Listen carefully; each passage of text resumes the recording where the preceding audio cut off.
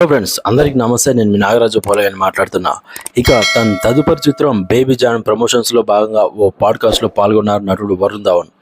తన చిత్రాల్లో కో స్టార్స్ గురించి పలు ఆసక్తికర విషయాలు పంచుకున్నారు.